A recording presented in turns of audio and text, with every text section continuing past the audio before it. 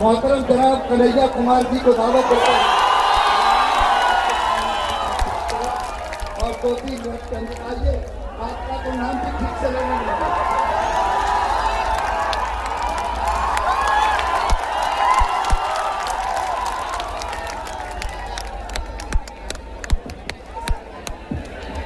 सबसे पहले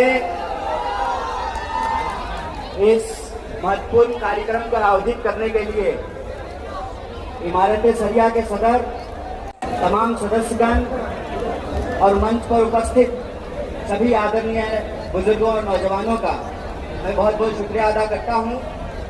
और मुझे मालूम है कि आप बहुत देर से बिहार के अलग अलग कोनों से, झारखंड, उड़ीसा और बंगाल के अलग अलग कोनों से यहाँ आए हैं, तो मैं आपका ज़्यादा वक्त नहीं लूँगा। मुझे 3 मिनट बोलने के लिए कहा गया। मुझे सिर्फ 3 बात कहनी है आपसे। पहली बात तो ये कि काली टोपी पहनने वाली आरएसएस की फौज ने यह जो काला कानून लाया है, भारतीय राष्ट्रीय कांग्रेस की तरफ से हम इसकी मुखालफत करते हैं, हम इसका पुरजोर करते हैं। और दूसरी बात, कि हमारा यहाँ आना ये कोई सियासी कदम नहीं है। हम सिर्फ और सिर्फ उस वादे को निभाने के लिए यहाँ आए हैं जो वादा इस देश में गांधी ने मौलाना अबुल कलाम आजाद को किया था। हम उस वादे को निभाने के लिए आए हैं और वो वादा ये है कि गांधी कहते हैं, रघुपति राघव राजा राम, पतित पावन सीता राम, ईश्वर अल्लाह तेरो नाम, सबको सम्मति दे भगवान, हम सबकी सम्मति करें। और हम आपसे माफी मांगते हैं कि इस देश में सेकुलरिज्म को बचा के रखने की जिम्मेवारी हमारे कंधों पर थी। गांधी के देश में कोर्ट से गद्दी पर बैठा है, इसके लिए हम आपसे माफी मांगते हैं। लेकिन हम आपसे वादा करते हैं कि अगर इस मुल्क में एक बार फिर से राम प्रसाद बिस्मिल और अशफाकुल्लाह खान की दोस्ती कायम होगी तो हम इनको जरूर हराएंगे। और इसी अजीमाबाद की धरती पर बिस्मिल अजीमाबादी ने कहा था, सरफरोशी की तमन्ना अब हमारे दिल में है, देखना है चोर कितना बाजने का दिल में है। चाहे इसकी जो भी कीमत चुकानी पड़े, खुले मंच से पूरे देश की आवाम को कांग्रेस पार्टी की तरफ से मोहब्बत का ये पैगाम है कि सियासत में जितनी भी शिकस्त मिले मंजूर है, लेकिन सत्य के साथ समझौता नहीं करेंगे, इस देश के संविधान के साथ समझौता नहीं करेंगे। और तीसरी और आखिरी बात, ये कभी मत सोचना कि कोई लड़ाई एक कौम की लड़ाई है। ये कभी मत सोचना कि इंसाफ की लड़ाई एक धर्म को मानने वालों की लड़ाई है। ये कभी मत सोचना कि न्याय की लड़ाई, एक जहदी को कायम करने की जिम्मेवारी सिर्फ रहमान के कंधे पे है, बल्कि एक जहदी को कायम करने की जिम्मेवारी राम के भी कंधे पे है। इस बात को याद रखें। इसीलिए वक्त के खिलाफ यह जो साजिश रची गई है, उस संबंध में आप एक बात जान लीजिए, आज तुम्हारी बारी है, कल बारी हमारी है। और मैं एक बात बोल करके अपनी बात को खत्म करूंगा।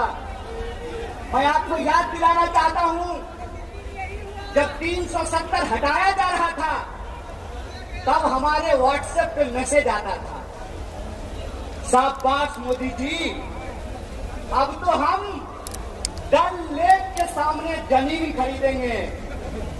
मेरे टोले मोहल्ले के लोगों, बताओ कितनी जमीन तुमने डल लेक के सामने खरीदी है, बता दो जरा हमको।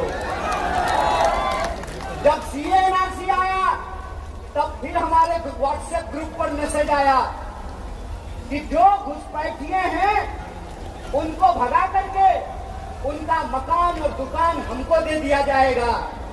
बता दो कितना मकान और दुकान तुमको मिला है। ये साजिश है, साजिश समझ लेना। ये वही साजिश है जो ये अंग्रेजों से सीखा है इन्होंने। भाई भाई को लड़ाओ और देश की संपत्ति अपने खाते में पहुंचाओ।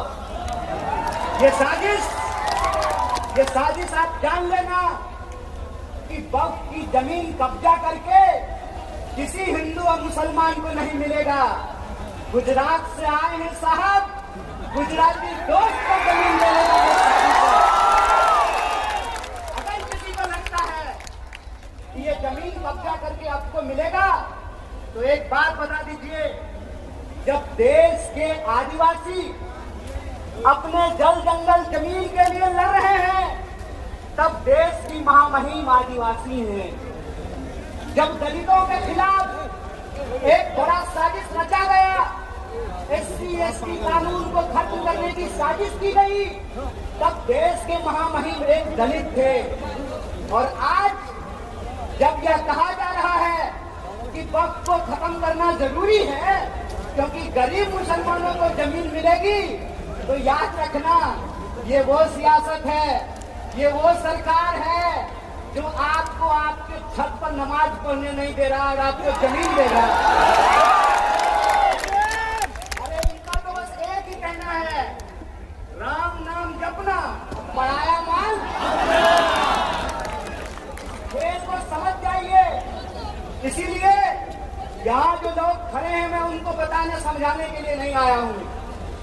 मेरी आवाज जहां तक पहुंच रही है, मैं बिहार के आवाम को और देश को यह बताने आया हूं, दूसरे के तकलीफ में हंसने की संस्कृति भारतीय होने की संस्कृति नहीं है। ये भारत का इतिहास नहीं है। भारत की संस्कृति ये है कि हम अपने धर्म की इज्जत करते हैं और दूसरे के धर्म का भी सम्मान करते हैं। ये भारतीय होने का मतलब होता है। भारतीय होने का मतलब यह होता है कि हम अपने घर में सुख चैन से रहें, तुम अपने घर में सुख चैन से रहो। जो दूसरे के इबादत खानों पर, दूसरे की जगहों पर झंडा गाड़ते हैं, उनके पास ईमान नहीं बेईमानी है, इस बात को याद रखिएगा। इसलिए जब आज RSS कह रही है कि संविधान से, प्रस्तावना से समाजवाद और धर्मनिरपेक्षता निकाली जाएगी, इसका मतलब यह है कि आज एक शब्द निकाला जा रहा है, कल को पूरी किताब बदली जाएगी। इसीलिए देश के नागरिकों, चाहे आप हिंदू हो या मुसलमान, चाहे आप दलित हो या ब्राह्मण, चाहे आप अगरा हो या पिछड़ा, चाहे आप टोपी लगाने वाले हो या तिलक लगाने वाले हो, याद रखना ये ऊंच नीच को मानने वाले लोग हैं। इनको आपने गद्दी पर बिठाया है, ये आपसे आपका समानता का अधिकार छीनेंगे, आदिवासियों से जल जंगल जमीन का अधिकार छीनेंगे, पिछड़ों से भागीदारी का अधिकार छीनेंगे और मुसलमानों को इस देश में नागरिक होने का अधिकार छीनेंगे। इसीलिए लड़ाई एक कौम की लड़ाई नहीं है, पूरे हिंदुस्तान को बचाने की लड़ाई है और इस लड़ाई में हम सब एकजुट हैं। बोलिए, एक है कि नहीं है? तो आप हमारे साथ एक नारे को बुलंद कीजिए, उसके बाद हम अपनी बात को खत्म करेंगे।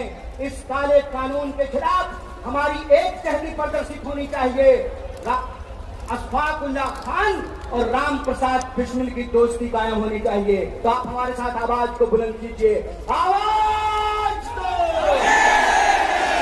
आवाज दो, लड़ेंगे। बहुत बहुत शुक्रिया, बहुत बहुत धन्यवाद।